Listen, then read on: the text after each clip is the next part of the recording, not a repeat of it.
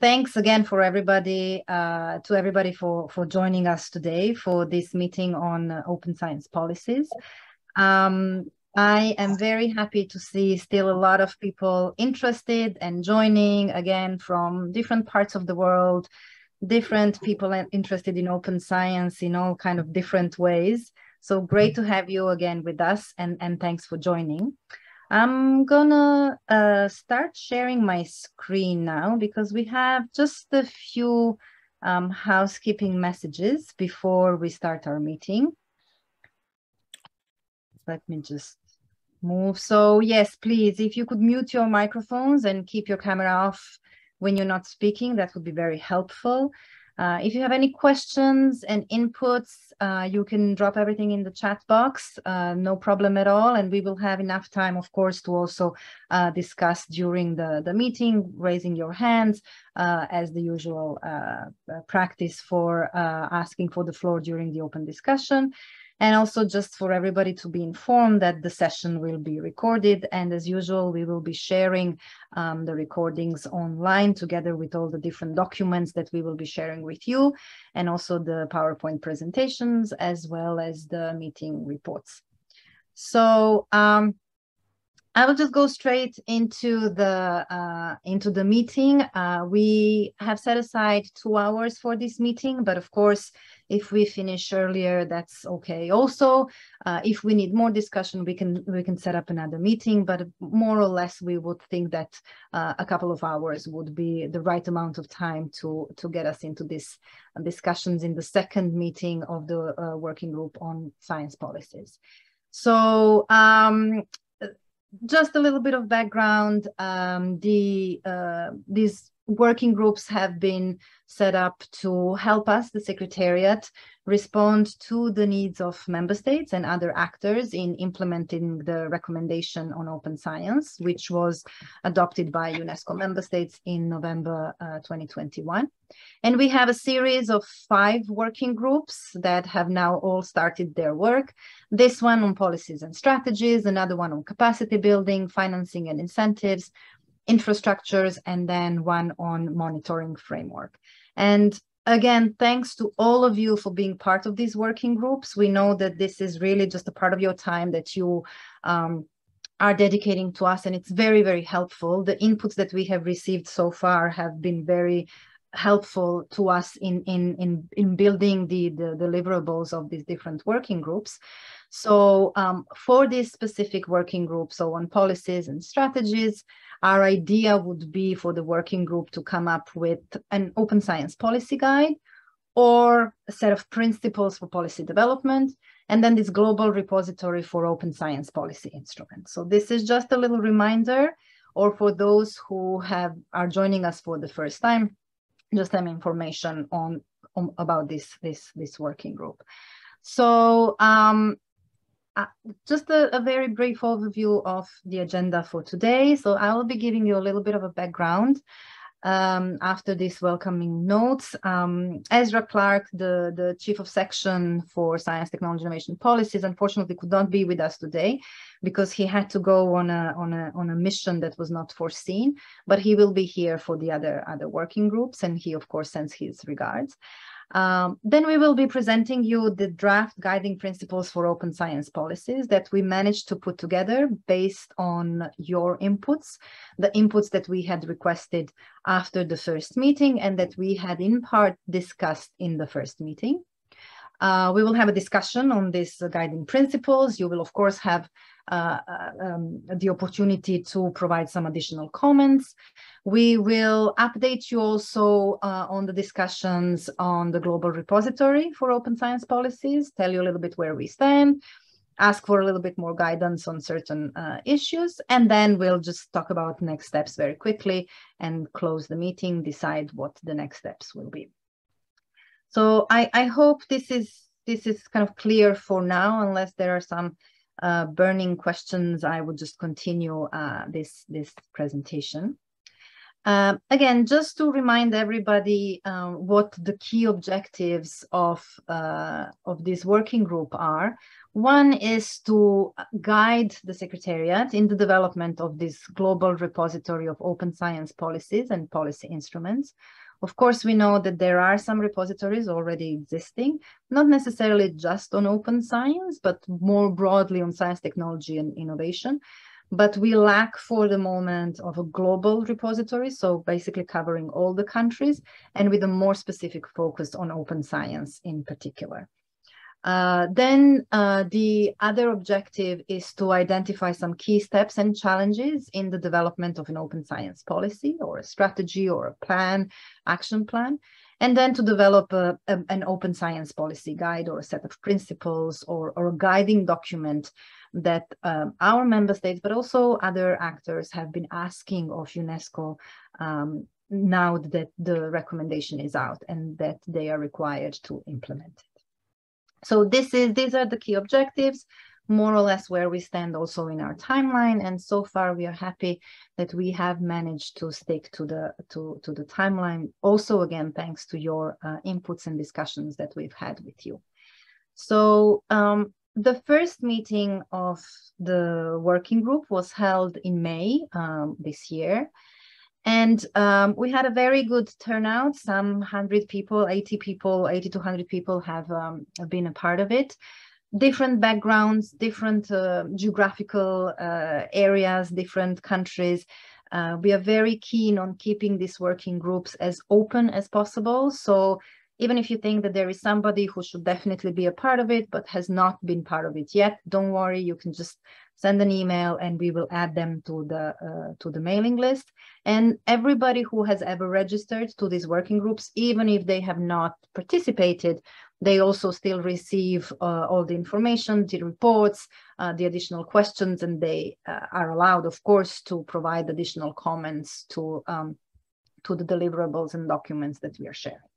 So at the last meeting, what we try to understand and what we asked of you is to share with us your comments, your ideas on what are the main policy needs for open science, what are the main challenges for creation and implementation of an open science policy, what are the existing or successful policy initiatives, policy instruments that exist beyond policy as such, what are the strengths and weaknesses of different open science policies and policy instruments, and then also more practically what information do we need in the global repository on open science policies. So what are the questions that we need to ask our member states and some additional actors when we collect these open science policies. So we've given you the possibility to respond or asked for you to kindly respond to these questions. And we have had a total of 13 responses. You can see here a little bit where the responses were coming from. Research institutions, academia, students, early career researchers, librarian publishers. So we had a mix of different inputs, including also from the different geographical areas. Although, of course, it would be even better if we had a little bit more inputs from some of the different regions. And we are hoping that, you know, through the discussions today, we've seen that there are colleagues who have joined us from Latin America, from Eastern Europe, and also through comments online, we will be able to gather a good sense of the different perspectives on these policies from the different members of the working group. As I said, we've taken all the inputs to those questions that we've asked, and we put it all in a relatively short document, which we called Guiding Principles for Open Science Policies. We've shared it with you on the 25th of August. And if you have not received it, it has come from openscience@unesco.org. And I think that colleagues will also now share it from the chat, so you can also have it here for the call today. And what we would really like in this call today is to get your feedbacks on this document, on some of these guiding principles, on whether or not we are going in the right directions, what we are missing, and what else we should definitely address in a document like this. So just for your idea, for your information, we really would like to share a final version of this document as part of our toolkit for the implementation of the UNESCO recommendation. And we would like to share it, launch some of these first documents, including this document on the guiding principles, in December. We are planning on having several sessions on open science during the World Science Forum, which will take place in December in South Africa. And we really are hoping that this document, among some others, will also feature and be launched in South Africa during the World Science Forum. So I think I will stop here now. I don't see any questions, sorry.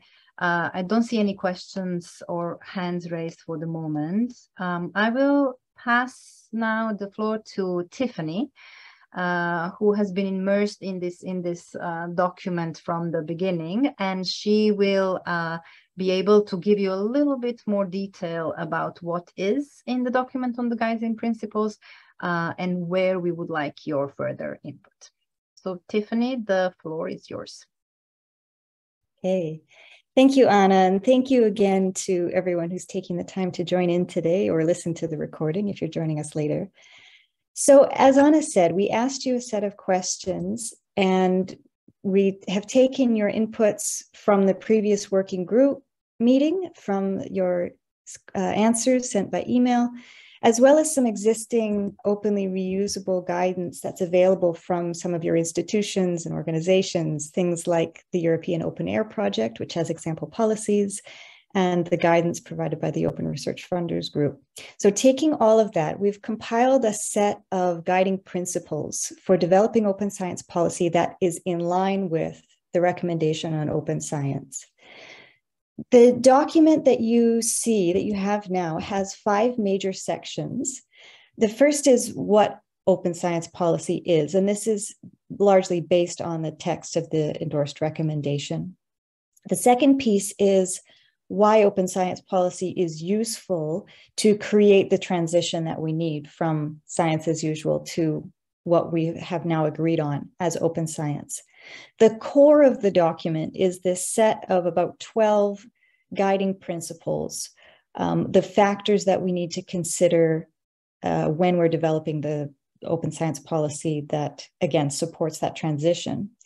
And then taking those principles, what are the key ingredients for a policy? What does it need to have to make that transition? And then how do we implement that policy? What are the first steps and considerations? Because one of the main pieces of input from the group so far is that a major gap of existing open science policies or open access policies has been the limitations during implementation, or the failure to implement a policy. So we want to consider what is needed there to actually turn policy into action. So today I want to step through 3 of those major sections in a couple of slides here before I open the floor up for discussion of the draft documents. Thanks, Anna. So first, based on your input, there are go ahead, Anna, next slide, thanks. There are 5 reasons to create an open science policy. As you all have noted, an open science policy can provide a demonstration of commitment to operationalize open science values and principles by taking that sort of institutional level or national level approach. We can accord the importance or priority to open science that will support action. A policy also provides longer-term stability, and that includes stability of funding that's required to turn open science into practice. Policy can also provide greater clarity, and that's clarity both in an approach to open science policy involving different actors or different sectors, creating harmonization across sectors. It also enhances clarity in terms of funding. Who is responsible for covering the costs of transitioning to open science, and where are those funds coming from and going to. And in part because a policy can identify roles and responsibilities, a policy can create or identify opportunity for education and engagement of the entire scientific community in that transition to open science, while a policy also deconstructs the legal impediments or structural boundaries that might be blocking or limiting open science practices today. So removing barriers is a key part of open science policy. Next slide, please. So based on your input, you provided ideas of what open science policies should consider or address, and this input was collected into 12 guiding principles. These form the core of the document that you have. Briefly here, let's just touch on each piece so you can see what was included and start to identify what might still be missing. And we'll discuss this as soon as we're done with the slide. So the first principle is integration with existing national science, technology, and innovation systems. Rather than treating open science as an extra step, as an optional or additional step that requires new effort, brand new resources, and so on, you've said that we need to integrate this with the existing systems that govern science in a country so that we bring the entirety of science along in the transition to open science. The second is clarity. And this is clarity about the policy requirements and the associated procedures and expectations. Those are central to success. It's also clarity in terms of language and accessibility. A truly open science policy is open to all. The third principle is comprehensiveness. This has two parts. Comprehensiveness means consideration of all of the elements of open science as defined in the recommendation on open science. And that includes the under-recognized pillars of enhancing open engagement with societal actors and open dialogue with other knowledge systems.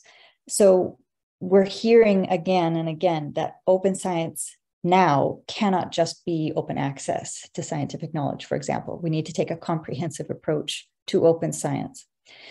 Comprehensiveness also means that we bring together the existing activities and the existing actors on open science, rather than having a piecemeal approach where we might be duplicating or being inefficient with the resources that we have. Let's collect an awareness of who is doing what in open science and take the next steps together. We also need to create alignment with existing policy.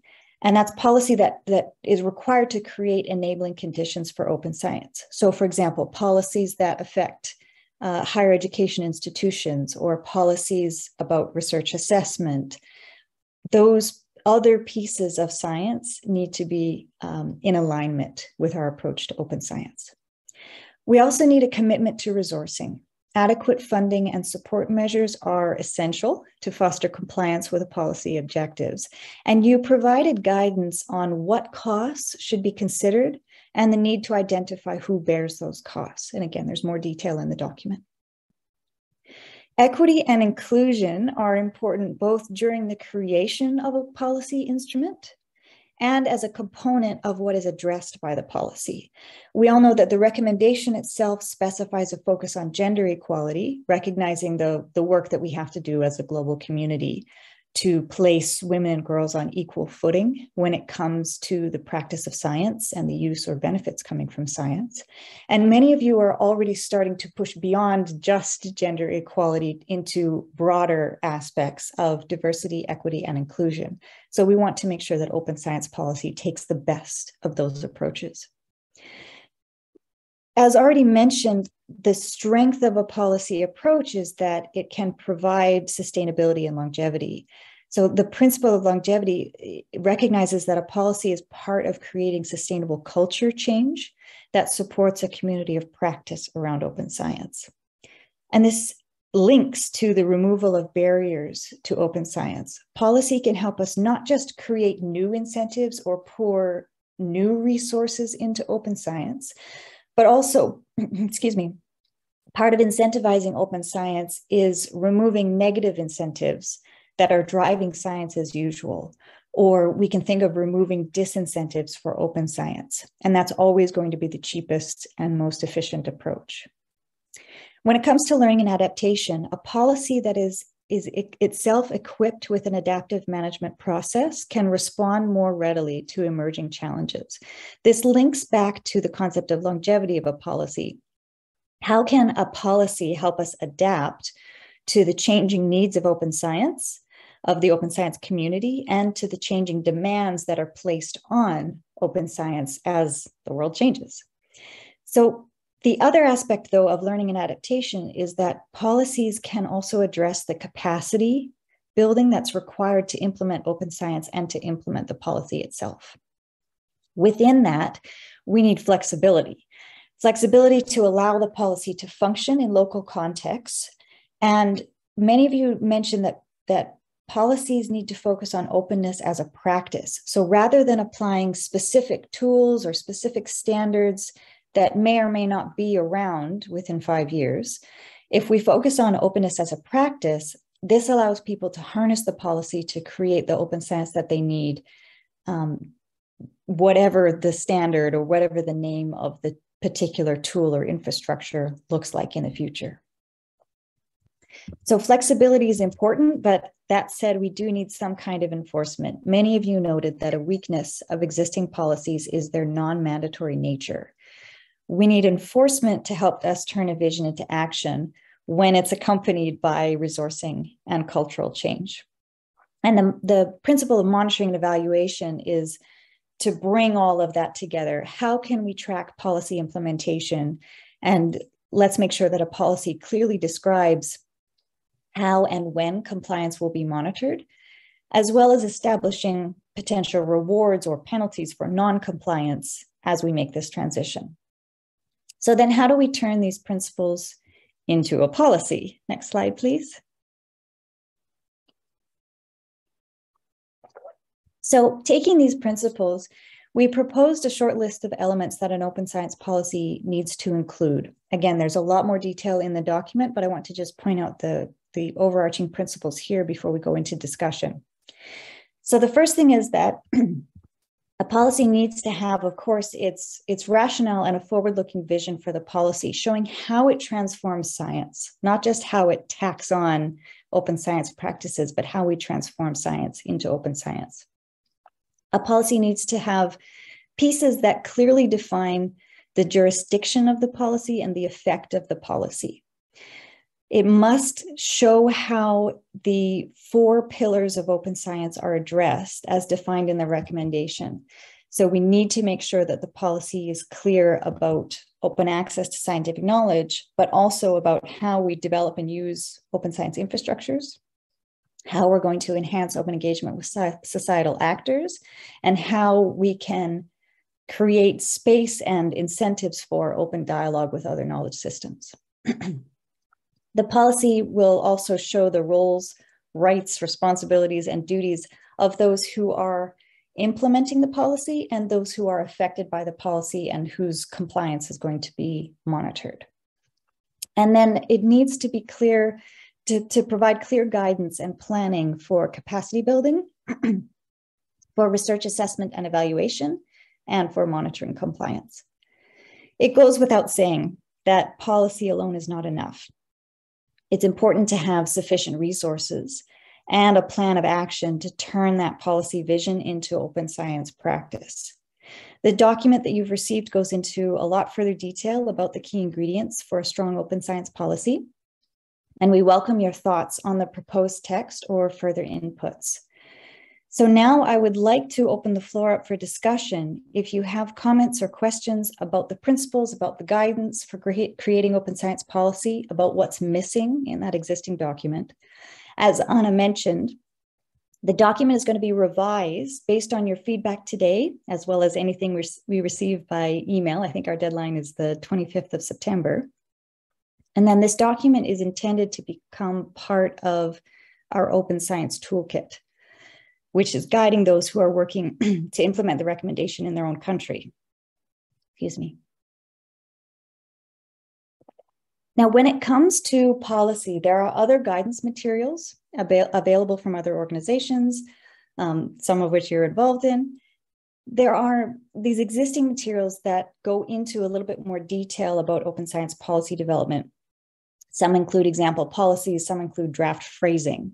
So something for us to consider as a working group is, now that we have these principles for the kind of policy that we want, do you still need more extensive guidance in line with a recommendation for practical actions or for draft phrasing?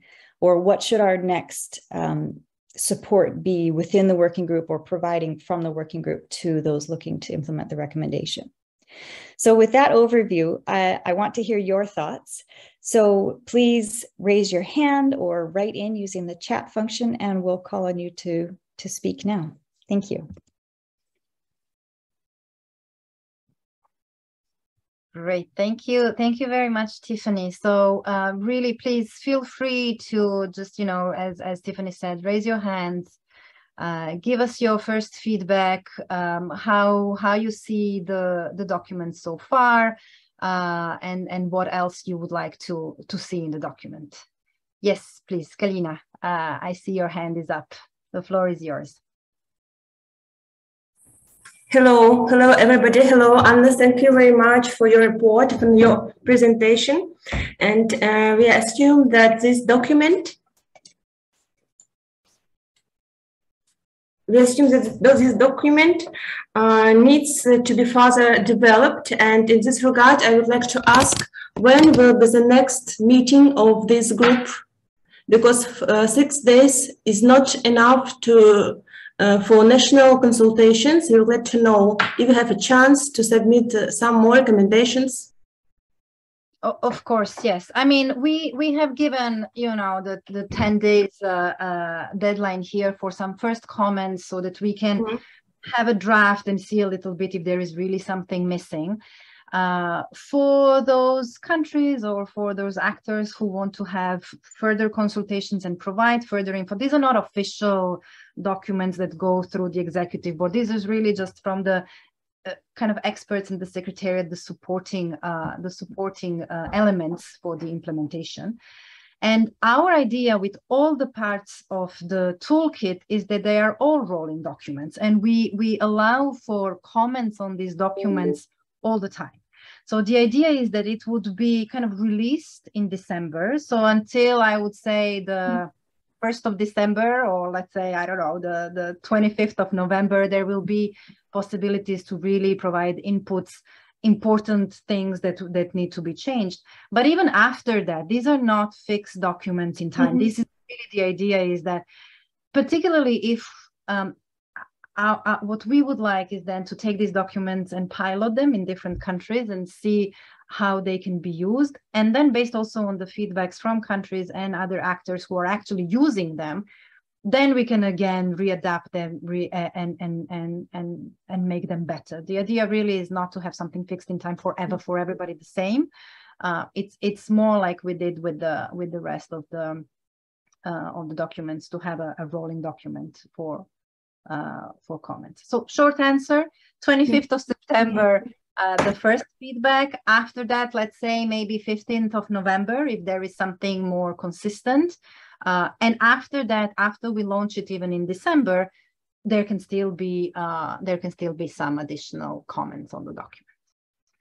Thank you very much. And Anna, can I ask you some more?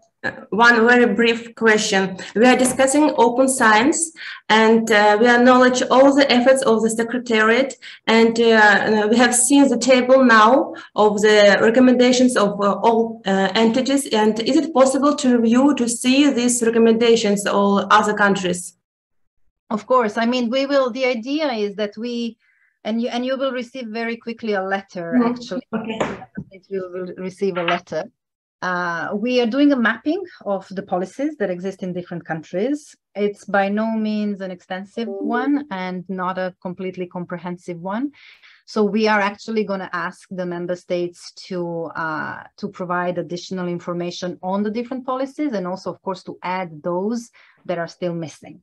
So that's going to be, and we will talk about this also a little bit later in the second part of our meeting, really about the repository for policies and what we would like to receive from member states, and how that will also link to the monitoring of the recommendation that we will also be talking about in one of the working groups as well. Thank you very much, Anna. No problem at all. Okay, great. I see a lot of different hands. Eloy Rodriguez, please, the floor is yours. If you can just very briefly just introduce yourself so we know where you're coming from, that would be great. Okay, good afternoon all, and thank you for organizing this meeting. I'm Eloy Rodriguez. I'm from University of Minho, Portugal, but I'm also representing here Open Air, the European initiative of open science in Europe. So thank you very much for preparing the document. I think the document is very good. I like that it's short, and I can already kind of commented, so say my opinion that probably what is more useful is this kind of document where no too much detail on specific wording is provided, because it will be probably the needs will, and requests will be very different on different national contexts, also for research perform organization, research funders, etc. So what I think it's useful is exactly what is also in the document, that the existing examples and the templates and things like that are listed for further detail. But I think on this document it should be kind of short and generic as it is. I have several small comments. I can also send them afterwards by email. Just probably point out 2 or 3 that probably may be a little bit more relevant. One, and is the only thing that I question on the document, is just on the beginning, after the list of things that open science policies can be used to, and I think it's a good list. There is then a categorization of policy instruments into 2 types, and I really struggle with this categorization. I don't think it's completely right, and my point is, why do we need this categorization on this kind of, again, short and synthetic document? So probably I question the usefulness of that. The second aspect, also generic, that I want to mention is, in some parts of the document, it seems that it is mainly addressing national policies. For instance, on the guiding principles, on the first principle integration, this open science should be an integral part of the national science and technology. And if that's the case, then it should be clear. Otherwise, maybe we should also try to, and this is not the only case, make some wording that make it more generic. And regarding this principle, and also the other one, that is alignment with the existing policy, I wonder if there is no some overlap between these 2 principles, the alignment with the existing policies and the integration, because I think there is a small overlap there, and maybe they can be merged into just one principle. My last comment, and again, I can then send other small comments and suggestions, is also on the principle of removal of barriers, because it's, in a way, I think the only principle that is formulated in a kind of a negative way. And maybe we should try to formulate it on a positive way. So maybe put the emphasis on incentivizing and rewarding open science practices, where we should also talk about removal of barriers instead of naming it as removal of barriers. And that is it for now. And again, I can send some other small points, but I really like the document, and I think we have a very good basis. Thank you. This is great. Thank you very much. And this is exactly the type of comments also that we were kind of looking for. Maybe I will, and Tiffany, you tell me if you agree with that. Maybe we take a few more comments, then we respond back and then continue with the comments after that. So I have noted some of the Eloy's comments and would like to come back to them, but maybe before that we can give the floor to a few other colleagues who have raised their hands now. Is that okay for you, Tiffany? Yeah, okay, great. So I have Anna Hofler. Yes, hello everybody, and thank you, Anna and Tiffany, for your work you've done so far and the good presentation. The document, I find it very helpful. It's very well structured, and there is one point I'd like to add. It concerns the challenge you mentioned, Tiffany, with respect to failure to implement the policy or a policy. What I find is important to keep in mind, and maybe somehow this can become one of the guiding principles, is to differentiate with respect to the degree of commitment a policy has. When I read your definition of a policy, this can go from a kind of guideline to very restrictive recommendations. And I think this is very important to keep in mind when setting up a policy, because I give you an example. In Germany, I'm an employee at ZBW, and we're part of the Leibniz Association. And at the Leibniz Association, we're currently developing a kind of guiding document on open science that does not include specific recommendations, but gives a kind of idea in which direction a policy, which can be developed by a certain institute afterwards, can go to. So which elements can it involve? And this, in our opinion, enables institutes themselves to be flexible and to set up their concrete recommendations on their own, keeping in mind their own discipline, keeping in mind the culture in their discipline and their needs. And I think this, maybe it's possible, you have one guiding principle, which is named commitment to resourcing. Maybe somehow the term, the varying degree of commitment can somehow go in there. Yeah, it makes a lot of sense to us, and it's something that we have actually been thinking about as well. And again, we'll come back to this because it also is something that we actually wanted to ask you as a second step. So thanks very much for this, Anna. We'll get back to your comments. Let me see, Pantelis. Yes, thank you. Thank you very much, Anna. Thank you very much for... I wanted to say your last name, but then maybe better if you say it. I really do not want to. That is fine, of course. Yeah. Go ahead, please. Tell us where you're coming from and your comments.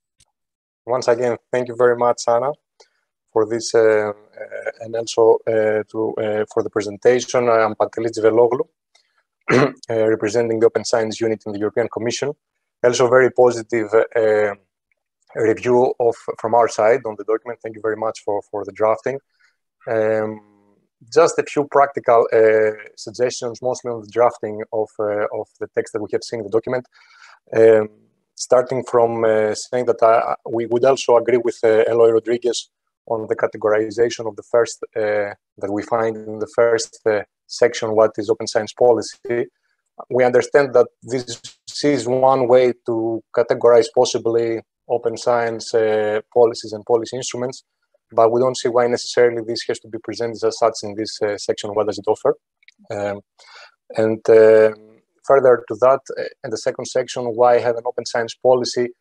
There, maybe it could be highlighted that open science is crucial to develop. Open science policies are crucial to develop open science because it contributes to making research more efficient, trusted, having more impact, making it more inclusive and responsive to societal needs. So this could be some elements that could be highlighted for why we need to have an open science policy. So the kind of objectives that we want to achieve with open science. Further down in page in the section under comprehensiveness, there are a recommendation or a practical recommendation on the first paragraph. We see the first and the second bullet bring fragmented initiatives of open science under a common umbrella and develop strategic action plans on open science instead of piecemeal initiatives. We were not very much able to see what is the major difference between these two bullets, so we would suggest that we can possibly merge the two bullets into one. And further, in the second paragraph, there is a discussion or presentation of the way that the different aspects of open science are evaluated, and that we need to have an even valuation of the different aspects of open science in order to make the policy comprehensive. Here, maybe instead of presenting it or framing it as a comparison between different aspects of open science where we evaluate them as even, maybe it could also be useful, or it could be more useful to frame them in a way that we consider a nuanced approach to the different aspects of open science that takes into account the specific objectives of each policy, and maybe, when applicable, the scientific discipline where the policy applies. By nuancing the specific aspects of open science, we can see that maybe some aspects of open science are more relevant or more important than others, depending on the objectives that is set for the specific policy. So just a comment there.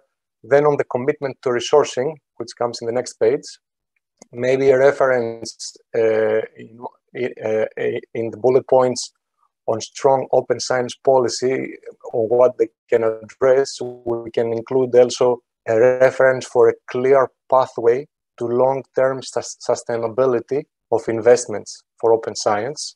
So to making sure that the resourcing of open science is done in a sustainable way, or it has a plan for how it will be sustainable in the future.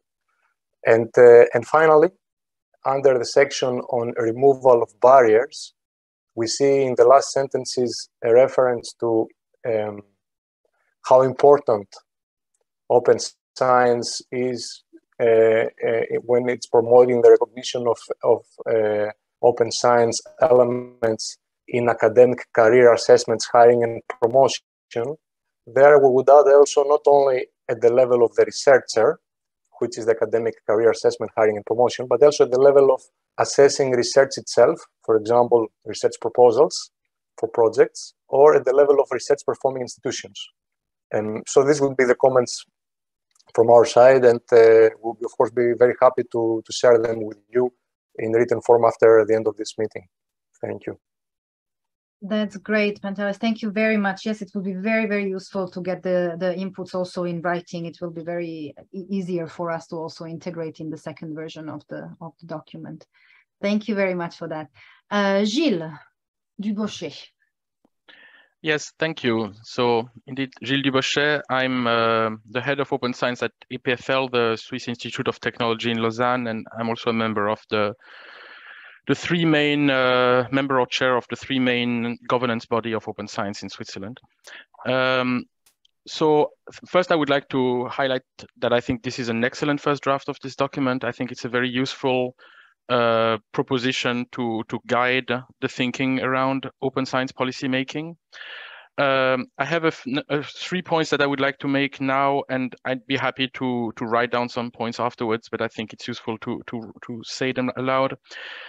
The first is that I think throughout the document, there is this implication that there is such a thing as a national open science policy, which I think is not a realistic proposition in many cases. It may be what some nations require, but I think, as was already highlighted, firstly, there is the reality that there are the policies coming from various research institutions that are part of the policy ecosystem, and that I think need to be explicitly acknowledged in the guidelines that are written.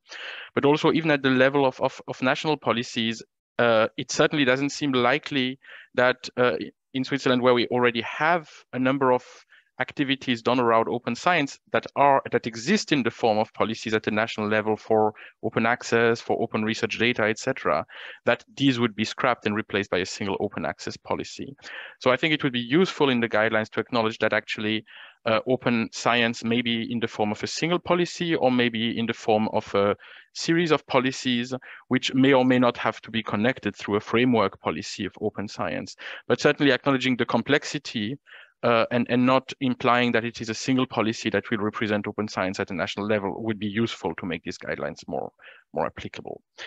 In connection to that, my second point is that open science has this particularity in comparison to various other research or science policy, that it tends to be extremely transversal, and that what we certainly found in Switzerland is that it doesn't map effectively on the existing governance mechanism that exists within science policy at the national level, and therefore have this very specific requirement of supporting, of requiring some kind of coordination or some kind of like transversal thinking about the governance of the policy that should be treated explicitly as part of the policy if this policy has to be effective. I think you are to some degree covering that with some of the recommendations in the guiding principles. But I would certainly encourage I would like to see the text to be more explicit about the specific need of thinking governance in the context of open science that might not be the same as a more traditional form of open science policy. And the third point I wanted to make is in reference to the two types of policies in the introduction, which was already mentioned by a couple of other people. I actually think that this is an important aspect to raise, because it is a reality of the guidelines or of the policies that in parts have been developed to that day, that they focused a lot on the processes and not on actually empowering researchers to engage in open science policies. However, I was also astonished to see it here at this part of the introduction, and I would rather like to see this integrated into the guidelines as essentially something to consider as part of the policy design process. Thank you very much. I really think this is a very good first draft to work on, and hopefully I'm looking forward to see what comes out in December from that. Great, thanks. Thank you so much, Gilles. Again, very, very good and very useful comments. Maybe what we could do at this stage, we just give our little feedback this is just our initial feedbacks to the first three comments that we have received. Tiffany, I don't know if you want to start, and then I can continue, and then we'll take the other three comments that we still, I see the other three hands still there. So Tiffany, do you maybe want to start with commenting, and I can also? Sure, yes. First, I just want to say thank you. This level of detail and specific, not just saying what's wrong, but adding the pieces that we need is really wonderful to hear. So thank you so much. And we will be incorporating these into the next version, and we'll share that back and forth with you as often as you like and as much as we can. So I guess first, Eloise, your comments. This is very useful.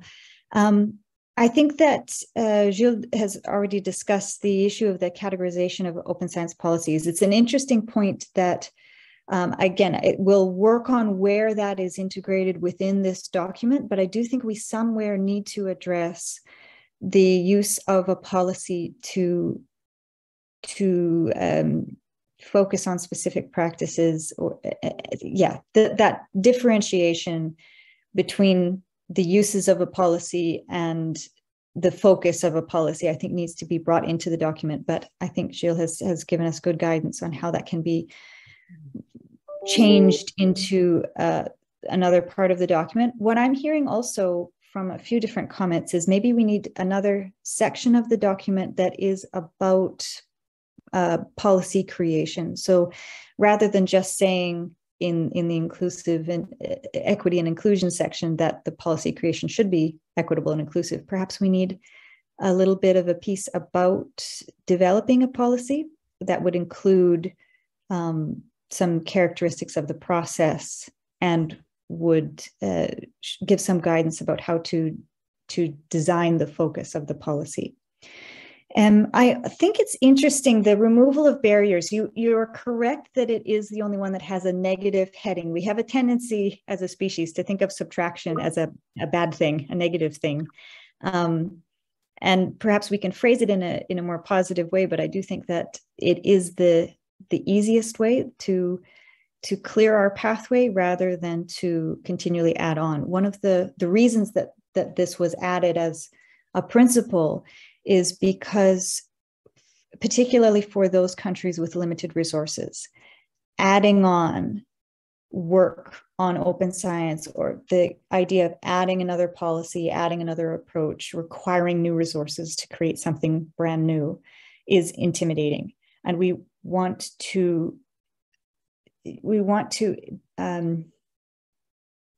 not only show the priority of the transition to open science, but also show that this is accessible around the world, and that it can be done by taking what we already have for science and removing those pieces that make it closed. So in that way, open science and open science policy are accessible to all, but we'll work on phrasing it so it doesn't sound negative. And Anna's comments, thank you. I do agree that we need to perhaps provide a categorization of the kinds of policies that are being used.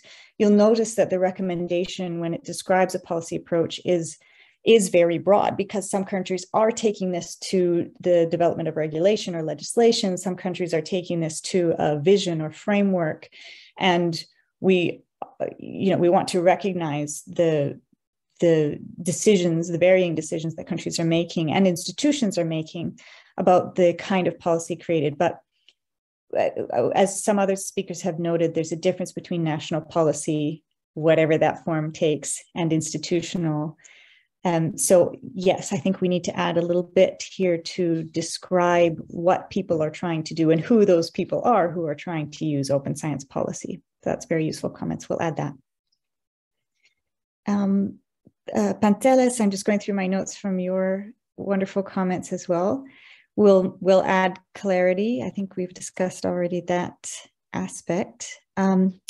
As far as the different aspects of open science being more or less relevant by disciplines, obviously people are choosing the parts of open science that they focus on. However, speaking in very broad brushstrokes, we are seeing more disciplines, more institutions, more people, more countries focusing on open access, whether it's open access to publications, open data, and so on, and less of a focus overall on open infrastructure, open engagement with society, and open dialogue. The countries have made it clear, as stated in the recommendation, that these aspects of open science are essential. For open science, for us to create the kind of open science we want, we must address these other factors.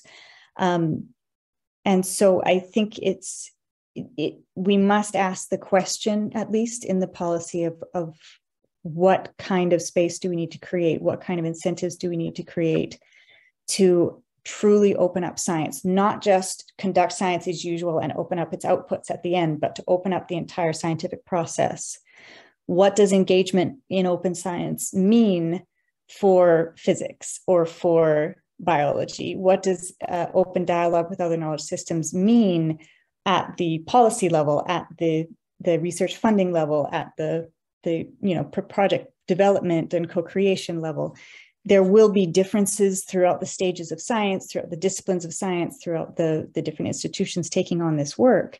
But we've received a very clear message from the recommendation that we have to consider these factors. So we'll try to take this document and give more clarity about why those aspects would be included without being able to say this aspect of open science is more or less relevant than another, because in the recommendation, they're on equal footing. I hope that makes sense. I think we do need to carry on this conversation. We're seeing among the 5 working groups that we have working on the challenges of open science, we are seeing a different level of comfort, perhaps, with these different aspects of open science, especially engagement with society and open dialogue. So we're very keen to keep those conversations going. So thank you again. I don't know, Anna, do you have other comments on the feedback we've heard so far, which has been excellent? I think more or less you've covered everything. I think it is, and they're very, very good comments. And really, I do encourage you to also send them to us by email. And also, in particular, if you have some ideas on the actual wording, how we could change it to reflect some of the concerns that you have, we're very, very happy to consider those and to integrate it into the document. I agree that in terms of the categorization of the policy instruments, either one has some kind of a taxonomy or something where the different types are mentioned. Otherwise, there is no need at the place where it is to have these different types. But we can also see, as Gilles was saying, maybe there is another place where this process versus focus has to be mentioned. We had in mind this for the development of national policies, and I think that's why there was this there is this tendency of kind of going back to national policies. But then while we were actually drafting it, we said, well, it can be national policy, but the principles are principles also for institutional policies. So we'll have to go through that one more time, and I agree, and if the group agrees, that we can make it a little bit less just focused on national policies, or kind of open up to institutional policies as well, keeping in mind the principles as such and not the details, as Eloy was saying, of how people should be doing what they're doing. With regards to what Gilles said, that in general, there is not just one open science policy, and then there is a lot of different either policies or instruments, and not necessarily always a framework policy. That is true, and there may be a way for us to include that. However, and I was just reading the recommendation to be sure, and remembering a little bit discussions that we've had during the development of the recommendation, the idea would not be to force one open science policy. However, having too many different ones, which don't necessarily kind of talk to each other, that has not been very useful so far. So for some countries, it does work because there are structures in place by which the different policies in one way or another do come together and are integrated in their implementation. For others, it doesn't. So one piece of open science could be completely in one kind of governance area, jurisdiction, the other one in another, and they don't talk to each other. So there needs to be a balance of, how many separate policy instruments or one framework policy or strategy should be kind of promoted for the implementation of the recommendation. And we've been hearing from some countries who are saying we really want one comprehensive open science policy that we can then adapt and possibly, edit regularly as things evolve. So we'll have to have some flexibility in there, but I understand what Gilles was talking about. Yes, and then of course we need to be flexible, but at the same time some principles are core principles, and if some of those principles are not put in place or not operationalized, then the policy would not necessarily be in line with the recommendation on open science. So we also have to be firm on some of these issues and just say, you really do need some of these things in your policy. Flexibility, of course, adaptability, no problem, but there are certain things that the policy has to have and certain principles to which it has to adhere. Otherwise, you're going to be losing what is inside the recommendation here, and you will not be able to kind of implement it correctly. All that without being overly prescriptive and without telling people exactly what they have to do. But yes, thanks again for all the comments. Please do share them with us in writing as well, and we'll be able to share the second part of it. And I see a couple of also comments in the chat. particularly about, you know, again, the open engagement with societal actors, open dialogue with other systems, the need to have these aspects brought into the discussions more and more, and really highlighted also in terms of policy. So we will see if there is a need to make that even more visible in the document. And again, if you have ideas for some specific language, one little word, one little sentence, that would be very useful. If it's okay for you, maybe we can continue with the comments. I see Claudia Medeiros, she has her hand up patiently. Claudia, please, the floor is yours. Hello, I'm just waiting so you can see my beautiful face. Yes, please. We want to see your beautiful face. Yeah. I'm trying, they say my video cannot be shared with you. It's, oh, okay. Okay, now you see my beautiful face. Good morning. It's morning here. And thank you very much for this very exciting meeting. The documents, I'm from Brazil. And in Brazil, I've been responsible for 4 years now for proposing and helping to implement and enforce open science policies at the São Paulo state level on behalf of a major funder, which helps a lot, okay, in the stable funding of open science practices, okay, and enforcing them. And I do the same thing in my university. And also I'm in constant contact with national actors that are creating open science policies in Brazil and also in other countries in South America. And I promise to send you feedback by writing, because if I don't promise it now, I will not do it, okay? So an open official promise.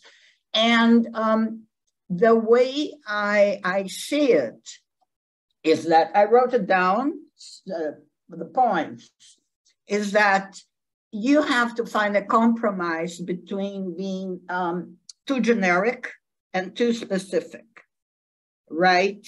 Which is really, really hard.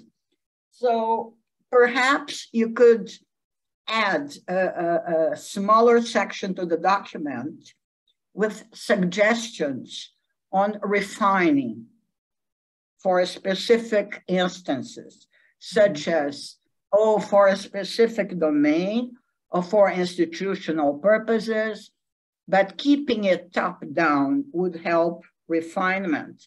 So if it is a national set of guidelines, and then you say for institutional, for state, for even scientists, that might help writing the document to make it more clear and more helpful. The second thing that I've experienced a lot is that there's a top-down approach, which seems like the one you were proposing here. So there are policies, there are conditions, there are guidelines, but you should also consider it somehow talking about the bottom-up approach, namely, how do you help, or how do you create advocacy at the bottom-up level so that scientists will engage? And which is really a very complicated issue, as we all know. So it would require from the top down level stable financing, which is something that's underplayed in the document. Other people have already mentioned it, but it's just one sentence in the whole document. Okay, so implementation requires from the top down level financing, a long-term financing. And from the bottom up level, it's advocacy. Find champions, find people who will help the others join and practice open science.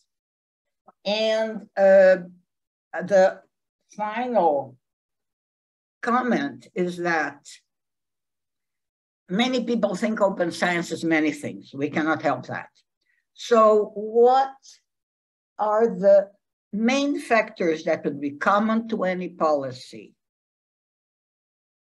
You've covered them, but maybe some of the ones you covered are more important than others. I still cannot think about it.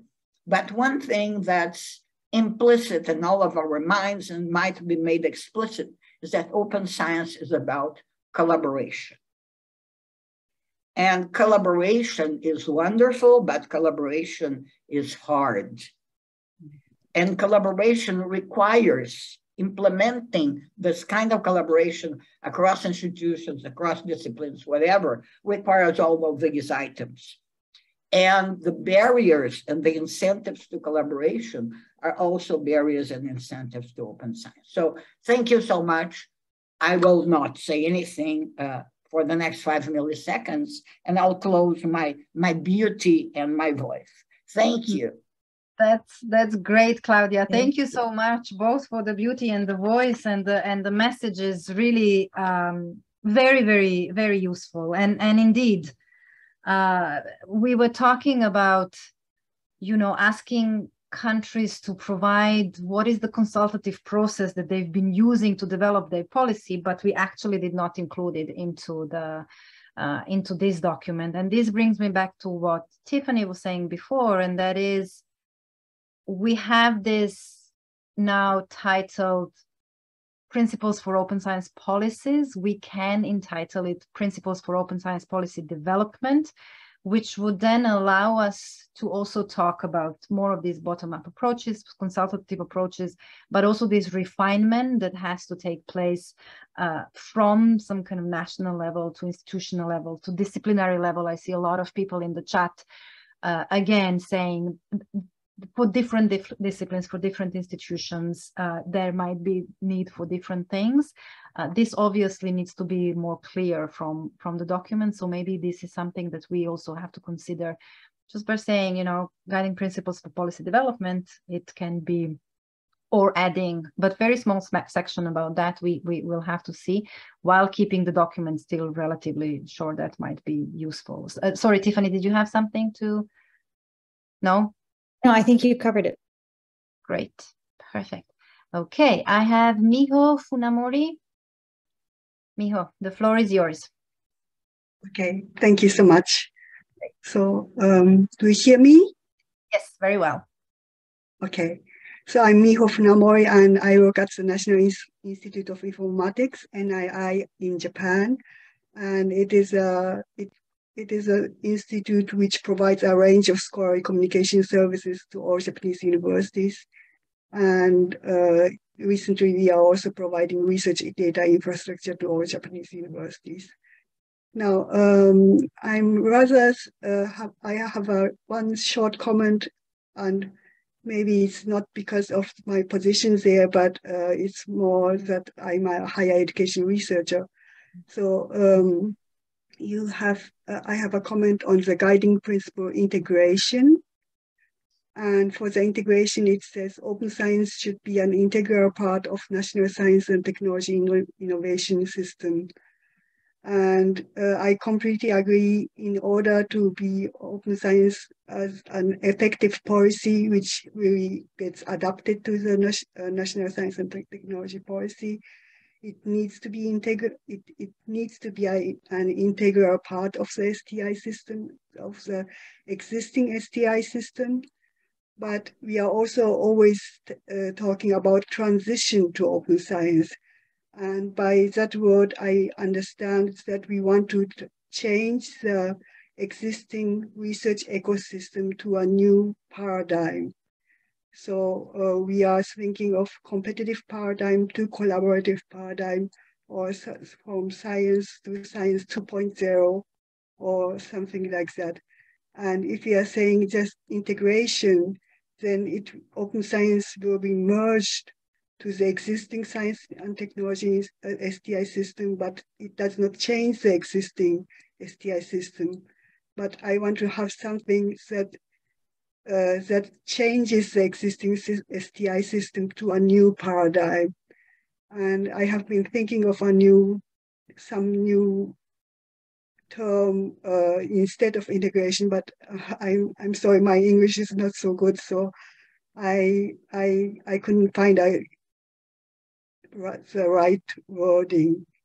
Yes, but something that is transitional in nature, or that that we are heading for a new research ecosystem or new paradigm or something. This kind of nuance I would like to see in this guideline. Great, thank you very much, Miho. Maybe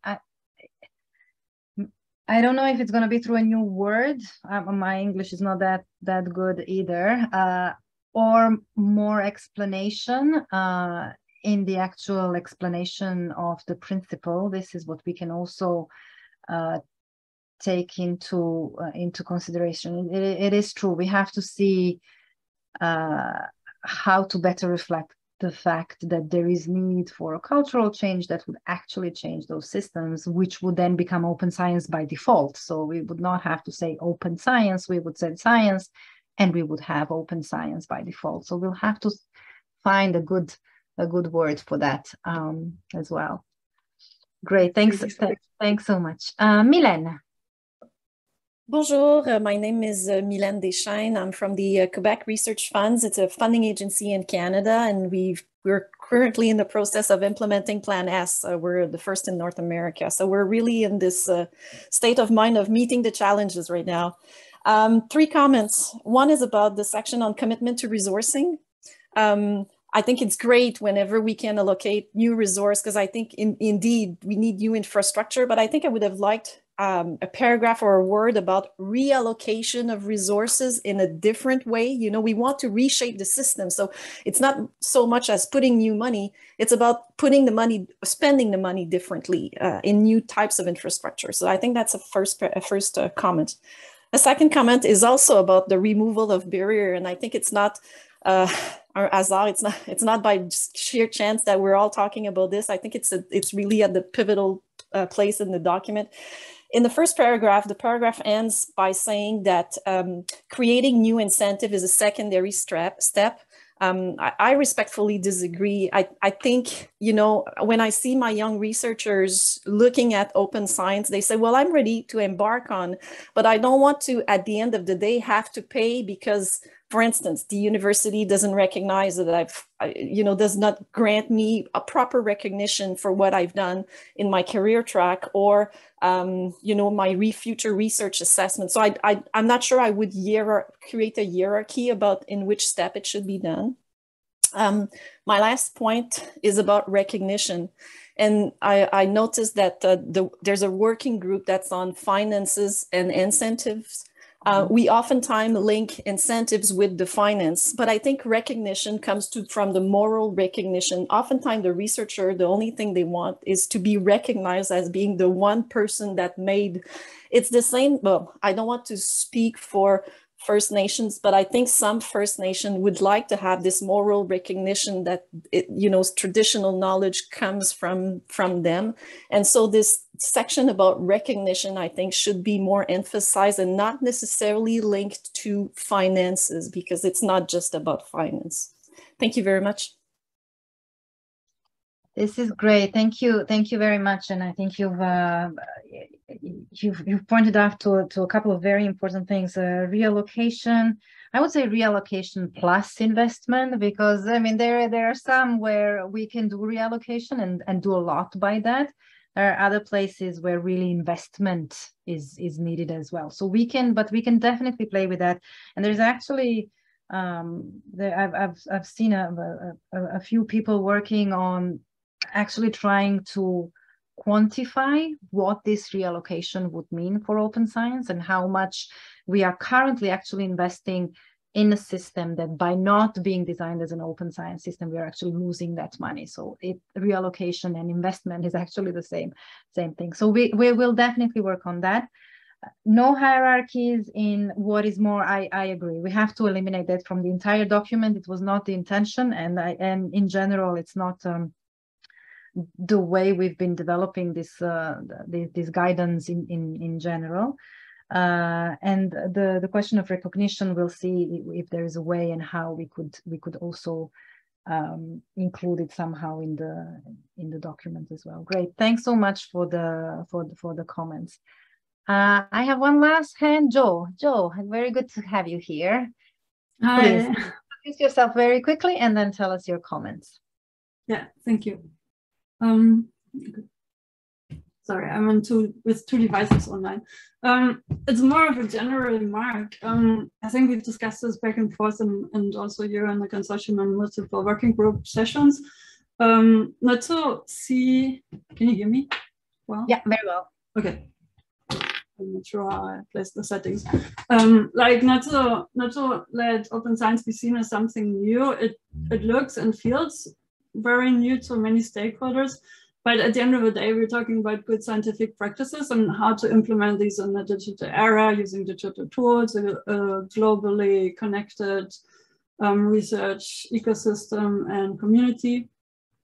And also what was mentioned earlier, that some stakeholders who are particularly under-resourced might see this as an extra effort to also then having to embark on despite the limitations and challenges. So I don't yet have any constructive examples on how this could be for possibly better introduced, but sorry, dog distraction. But maybe in a way that to highlight the benefits that of the incentives, as was also mentioned multiple times in the chat. Why are we doing this? Like not only to combat the global challenges we're facing with migration, peace and conflict, climate change, but also because this is how science should be done. And maybe one of the biggest fears is also that open science for many seems to imply that you have to make everything transparent from like more or less immediately. And that's a huge fear, not only for early career researchers, but also established or more senior ones and other stakeholders who see administrative barriers to that. So which is not really meant by what we want to call for with open science recommendations and policies. So what I would suggest is maybe, I don't know, and I'm very much happy to help in the ideation around this. It probably just needs a short paragraph in kind of better contextualizing and integrating also the various resources, the various working groups are bringing together to interlink the policy recommendations with capacity building recommendations and such, but also to embed and introduce this particular recommendation for open science policies, how that aligns with existing research best practices that can serve as best case scenarios, and what is now new, like just, adding another level of what is now the new thing in this open science approach, if at the end of the day we're only talking about best scientific practices at the end of the day. And then it might have been mentioned before, and now I'm almost coming to an end, sorry, and thanks. Like making sure that we really address all stakeholders, not only the researchers and research managers, but that this can be possibly read and be navigated also. Where can I learn more about this? And like, yeah, by also librarians and other stakeholders. And I think there's already thought into it, but maybe just double checking with a few test people to for usability or user friendliness by various stakeholder groups. Absolutely. That's it. Thank you. Great. Thanks so much, Joe. And yes, there has to be a link between the different working groups. We're trying to kind of wave them all together, at the same time trying to keep these documents short. They're not perfect. Nothing is perfect. We are very well aware, and we but we have so many requests from people who today or tomorrow have to develop some of these policies and they don't know where to start from. So we also have to, we we also bring them back to the recommendation as much as possible, because actually the text of the recommendation, and this is not, I mean, I am a little bit biased, but I really think it's very, very good. So many of these things, what is new? Why are we doing this? What is the rationale behind? I think you can actually find many of these things back in the recommendation. So I think what we will have to maybe also do is to bring people a little bit back to the recommendation to get some further context to it and further information, which is not necessarily in this relatively short document, that they can use a little bit as, not as a checklist, but almost as a checklist. So we'll have to do a little bit of balancing between how much information we put in there, how much we bring them back to the recommendation, and how much we make it more digestible for what their purposes are. But thanks so much for the comments. And if you have, again, any specific language, anything in specific in the document, just send us your comments. We'll take it into account for sure. I have a last hand. Tiffany, please feel free to just jump in whenever I'm wondering if now's the right time. We've had some questions come through in the chat. Thank you so much for each of these. I want to perhaps introduce Muki Hadley's question.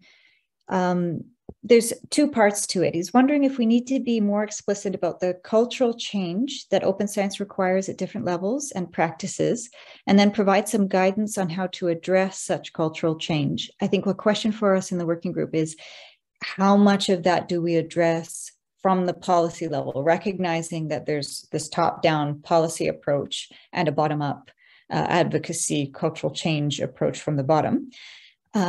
His second point was about impact assessment. Is it worth assessing who gains and who loses from a specific policy in a formal or informal way? So as the document shows, the policy should be clear about the roles and responsibilities, who is implementing the policy, who is affected by the policy. And so we need to be clear about the stakeholders involved in the policy or affected by the policy. But this would be adding a little bit of information about who gains and who would lose from a specific policy.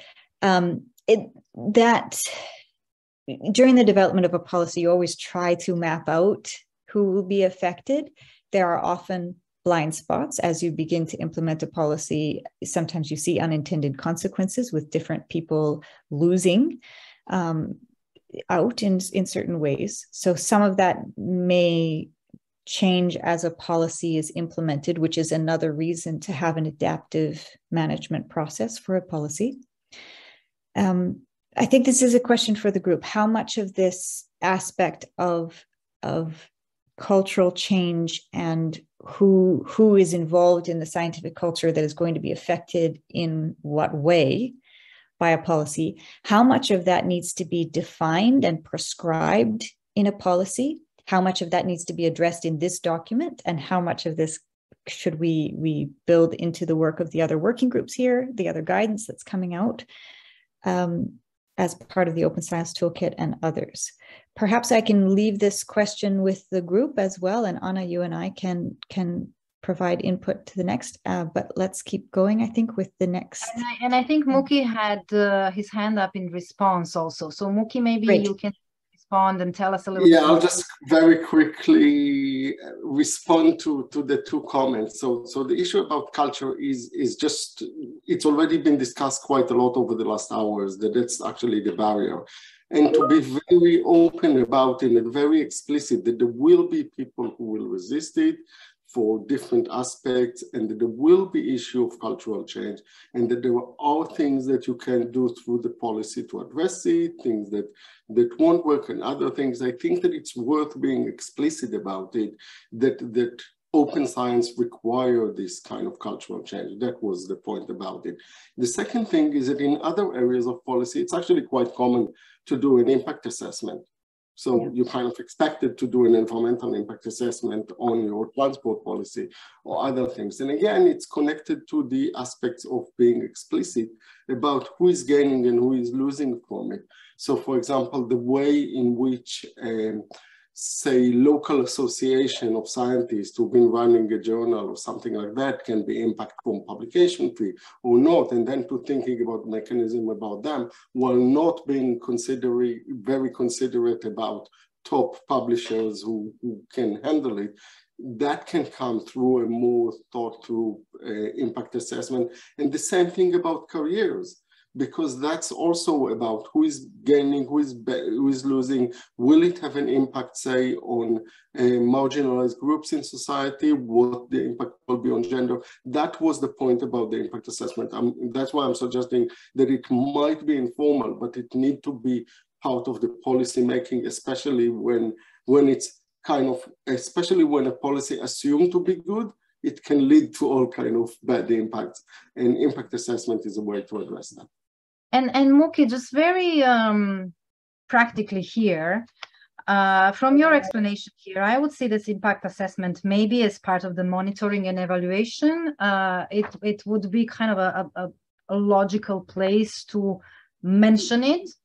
It's in the forming of the policy when you need to think through it. Yes, you need to check it in the monitoring and evaluation, but you need to think about it when you're forming the policy. Okay, all right. We'll see where's the, and again, please feel free to I'll try to suggest it in text. Think, because at the end of the day, we also have to think in terms of a short document. So what would be the best? That would be great. Thanks so much. That's very, very, very useful. And we have Chris. Chris, please, floor is yours.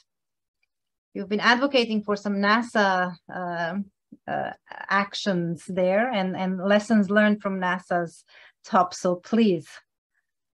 Yeah, well, that's happy to share. And we actually have some champions on this call. So Ishmael and Batul, and so they can share some of what we learned, because that was baselining. That question about sort of baselining was where we had all these cultures coming together. It was really helpful in that sense. But what I wanted to address kind of builds off of what was said before. I think Joe was talking about it, and also Muki. But when we were talking about, I guess, sort of, the resources aspect of things, like Joe was saying, that we've been at this for years, right? I've been at it for like 20 years now. And we have developed resources in the community.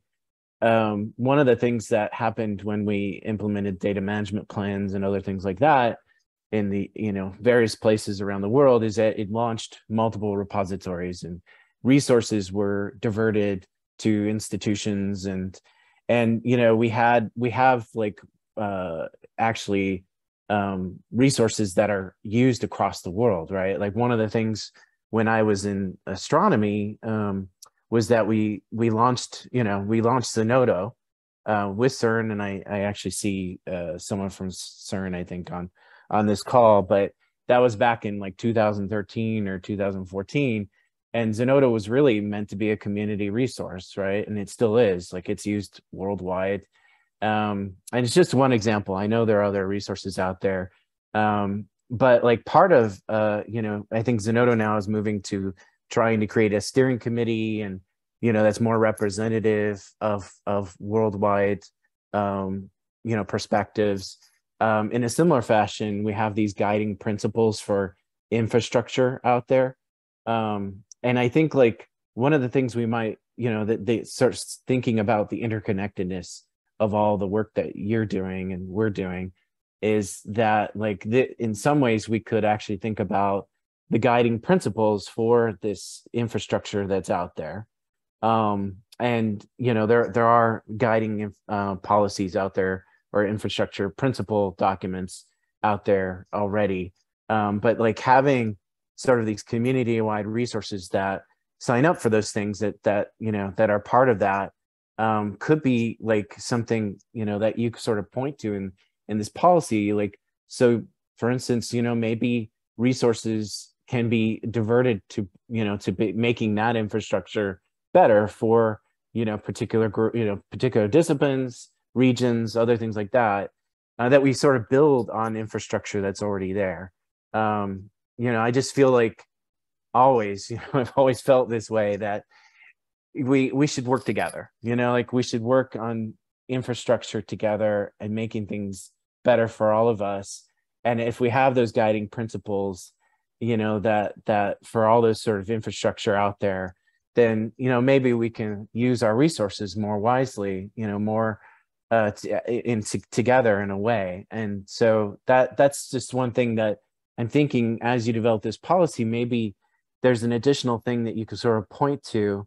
And I'm just forgetting the one that some infrastructure has signed up to already, but there's a principles thing out there already that people are already sort of infrastructure that's signing up to.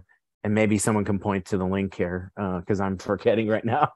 I'll link to it in the chat. But I think that's something you maybe can point to in this policy is like, here we have infrastructure that's sort of already out there and adopting these principles that we all agree to, and that, you know, that there's sort of infrastructure that we can already build upon. Yeah, no, that makes a lot of sense, Chris. And actually, you know that, and you've been part of this group, also working group on infrastructures. One thing is that the group is doing right now is to map the existing, some of the existing platforms, infrastructure, etc.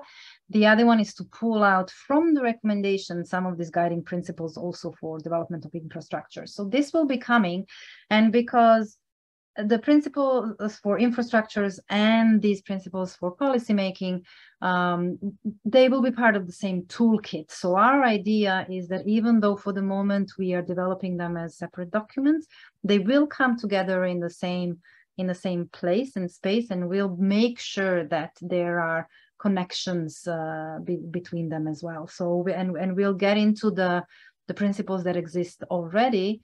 We're actually really looking into that in the other working group, but that's very useful because these are some of the key issues.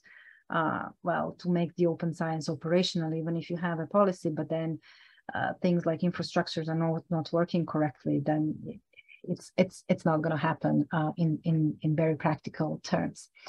I have seen a little bit more discussions also in the chat. There was a couple of questions with regards to the involvement of the scientific community researchers in the development of the policy.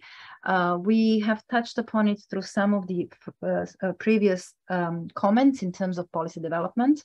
And I think this will definitely be something that we will somehow address in a document. We have to find a good way for that. And maybe at this point, what we could do, because there was a question about some kind of harmonization around the different policies and what should be some of the principal things that the different policies should have, so that we can also be able to compare them at a certain point. That's a little bit what our idea is with regards to the monitoring framework, but also with regards to the repository that we are currently working on. So maybe this is a good moment for us to very briefly share with you. And again, this is based on your inputs, the inputs from the working group. We will share with you what we have so far in terms of what kind of information we need for the repository of these policies and policy instruments.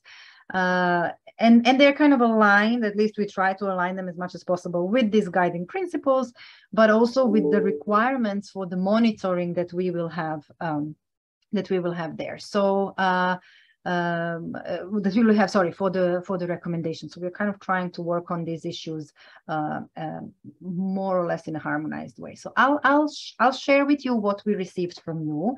And again, it was shared with the working group a few days ago, and maybe even yesterday. And colleagues will definitely also share these principles for the repository, not the principles, the information for the repository with you here in the chat. So let me just share my screen again. Let me see. Okay, so on the global repository of open science policies, policy instruments, that's kind of the second deliverable of this group. We talked about it at the last meeting. We really want to integrate it into the existing UNESCO GOSPIN, the Observatory for Science, Technology, Innovation Policy instruments that we already have. And we are currently looking into the technical details of it, but also the contents of it and what is still missing and what we need to ask from the different member states. As I said before, we are also in parallel working on the mapping of existing policies.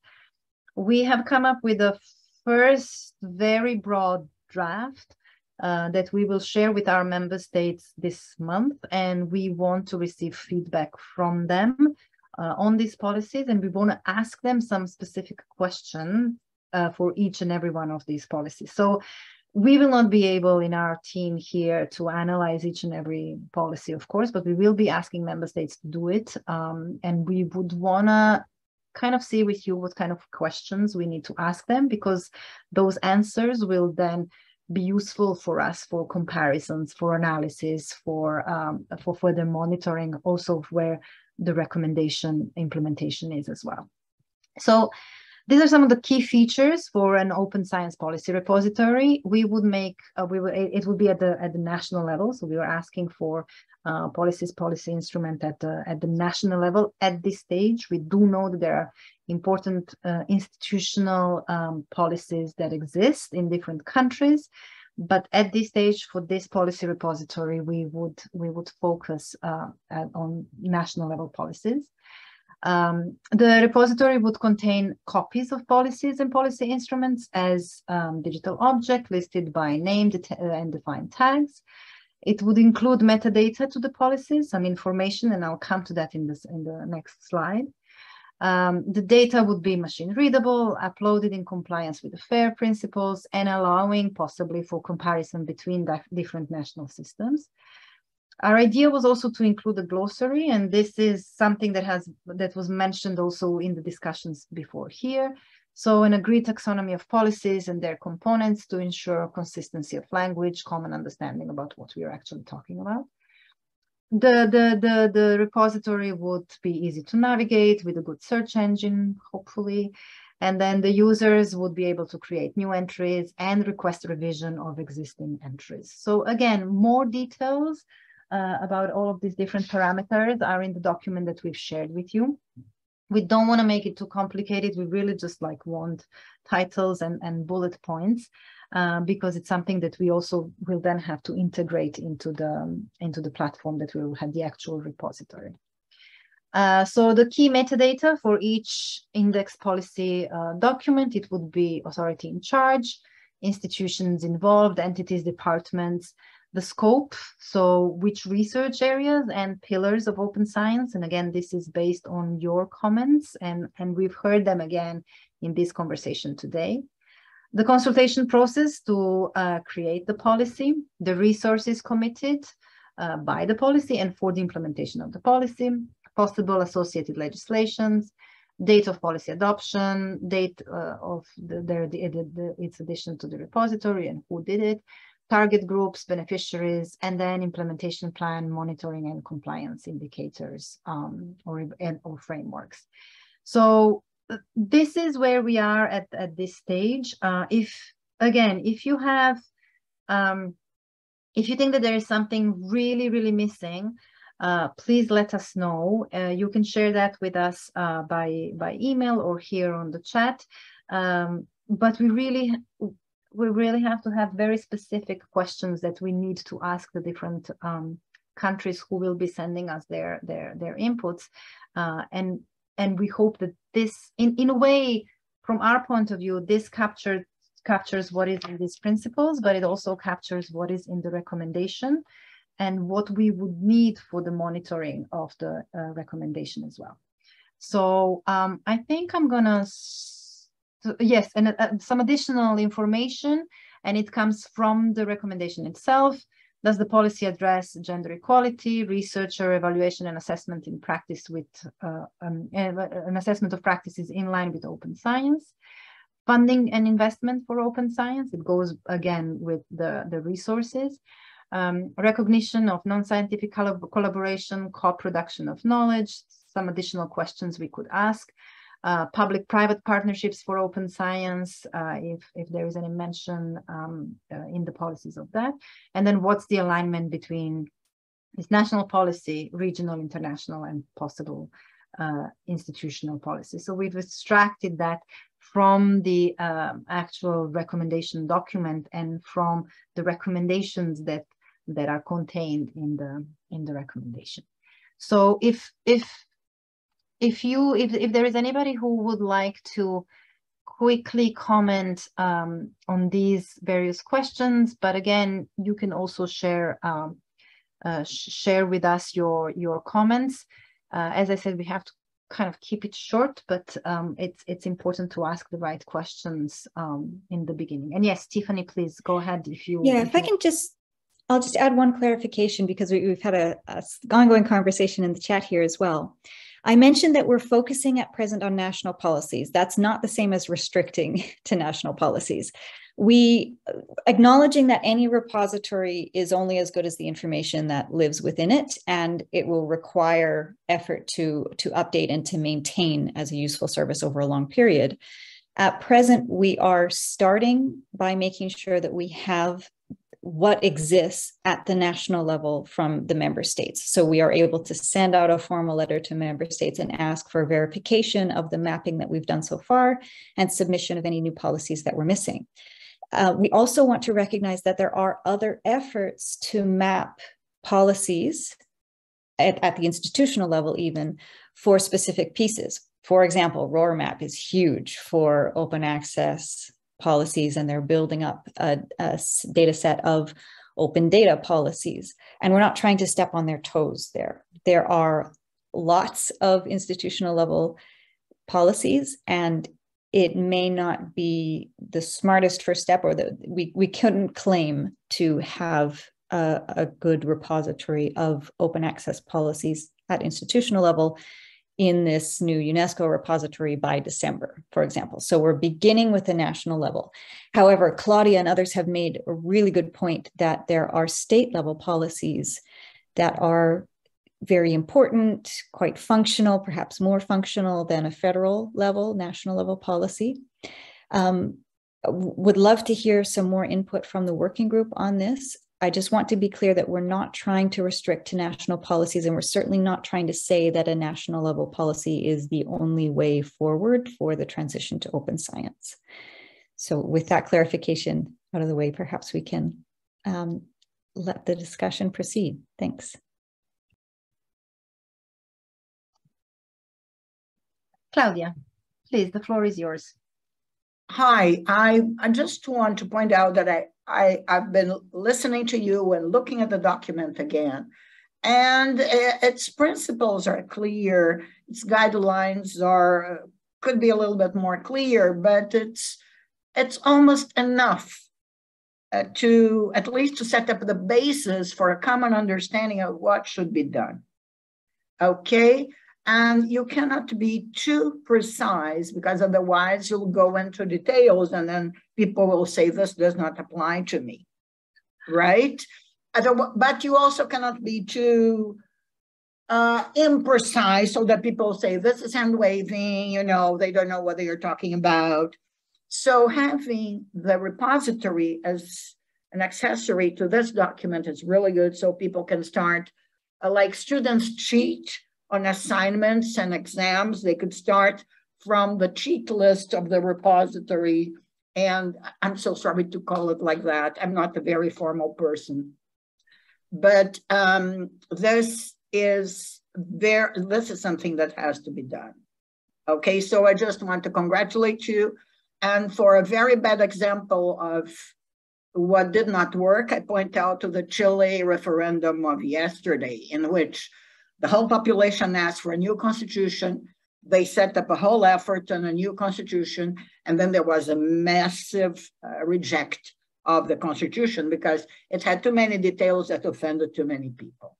Mm-hmm. Okay, so keep it short as you do. Thank you so much. Thank you, Claudia. Yes, we will. It's not easy, particularly at the international level like this, but we will try to Keep it not too prescriptive, because as you rightly say, if we go too much into details, then there is a lot of people who say this does not apply to me, and then it's just the rejection in general.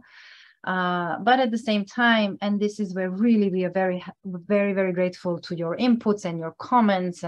We are happy to have you as experts who are guiding us and helping us with refining these as we go along. And I think it will be also important for everybody to know, just like I said in the beginning, these are not, you know, set in stone, something that will never change, that will be negotiated here by UNESCO member states and will never change. The idea really is to have this as tools that help those who have to develop these policies, or those who have to input the information in the repositories, helpful, so that we can actually start having a little bit more information out there on the status trends of these policies. What do they contain?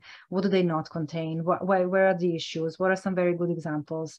What are the impacts, as you were saying before? Because this is what we are interested in the end. We are interested in having these policies helping operationalize open science as it is described in the recommendation, and then also there is a positive impact in general on how science is done and who it benefits. So hopefully this will help a little bit in a way. And again, thanks so much for all this information on the glossaries and other. We really need this. We're not really experts in this. We're doing our best. We really do rely on your help, so thanks for all the additional information, and don't hesitate to just, you know, interact with us, send us information. We are always happy to listen and get more feedback from you. So at this stage, I don't see any more inputs and I don't see any more hands. So maybe just a couple of points on the next steps, and then we can close our meeting. Let me see. Okay. As Tiffany was saying and I was saying before, we would like to finalize these guiding principles for open science policy. Well, here is development for open science policy or policy development by December. If you could send us your, I'm saying here final comments, but it doesn't have to be final comments. Let's see what comes in and how the documents looks like when we integrate your comments in it. So if you could send us your comments by the 25th September, quickly we can turn it around and send it back to you for like a last round of written inputs. And then we will prepare this document for an initial launch at the World Science Forum, as I was saying. And then what we are looking into is to really try and see if there are, or which are the countries that would be willing to take some of these guidelines and actually turn them into action and work with them in development of their own policies, and then learn from all of these different processes. So this is with regards to the guiding principles, and also with regards to the parameters for the global open science repository of policies. So if you have comments on either of the two documents, please send it to us by the 25th of September.